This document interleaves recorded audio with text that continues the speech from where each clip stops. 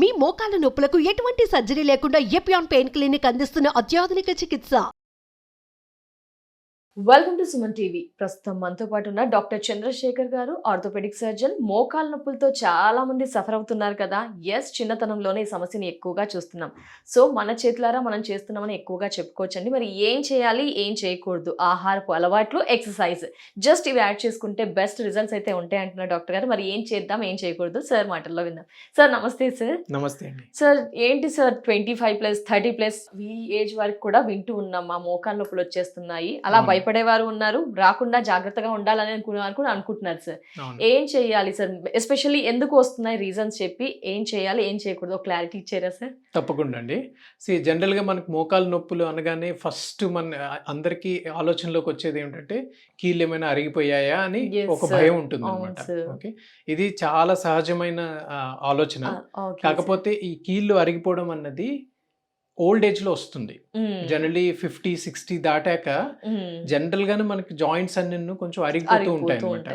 So ఎక్కువగా ఏ joint అరుగుతుంది అని అంటే మనం ఎక్కువగా ఓవర్ యూజ్ చేస్తే ఆ జాయింట్ తొందరగా అరిగిపోతుంది అనమాట, ఓవర్ యూజ్ వల్ల.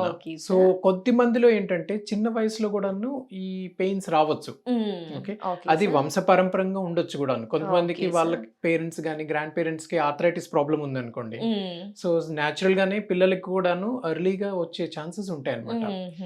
చిన్న వయసులో రావడానికి కారణం ఏంటంటే వాళ్ళ అలవాట్లు ప్లస్ వాళ్ళ బాడీ కాన్స్టిట్యూషన్ అనమాట.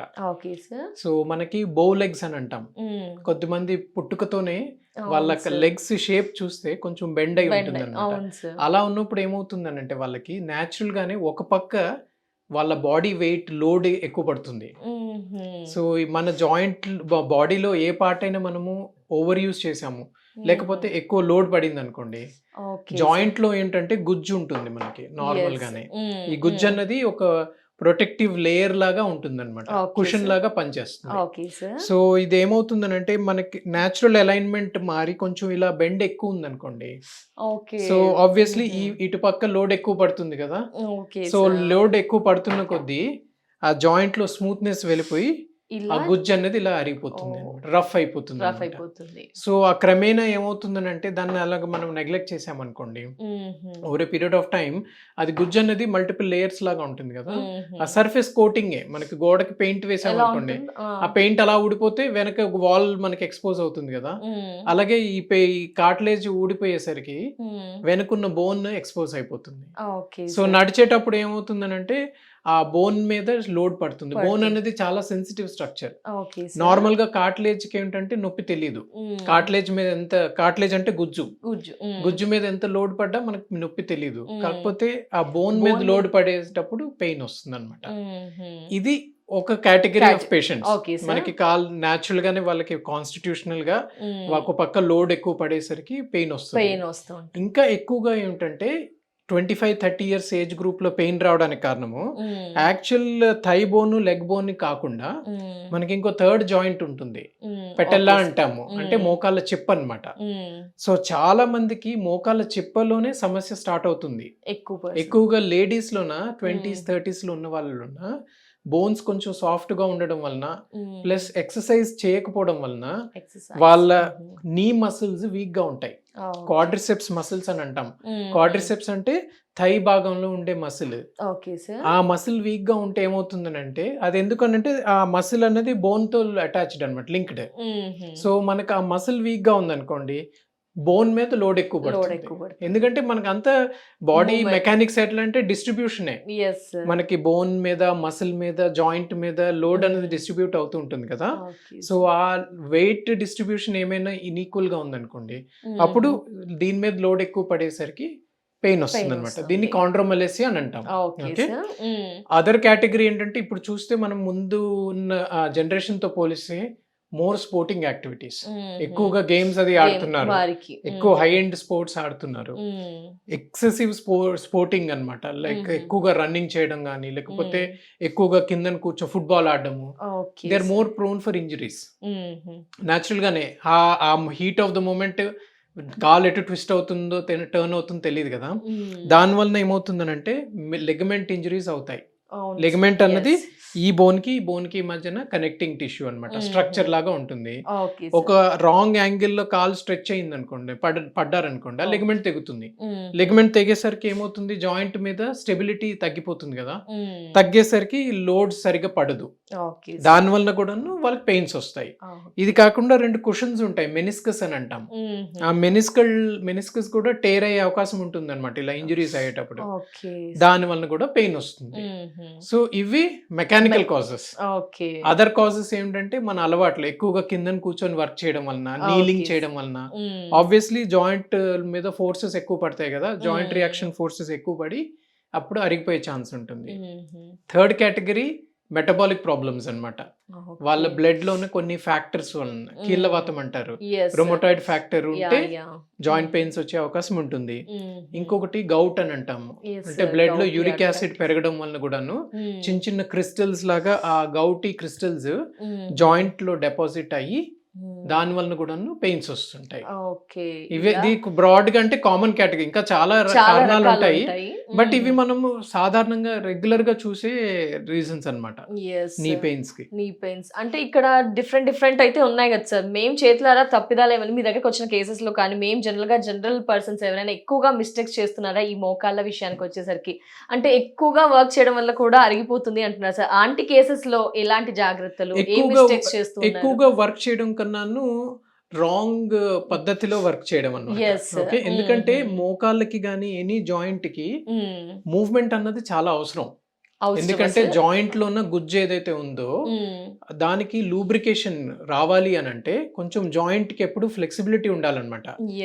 ఎప్పుడైనా ఏదైనా కీళ్ళు మనం వాడట్లేదు అనుకోండి, అది త్వరగా అరిగిపోతుంది. వాడకపోతే చాలా మంది అతిగా వాడినా కూడా మితంగా అంటే ఏంటి సార్ ఎగ్జాక్ట్ గా అంటే మీరు వాకింగ్ చేసుకోవచ్చు.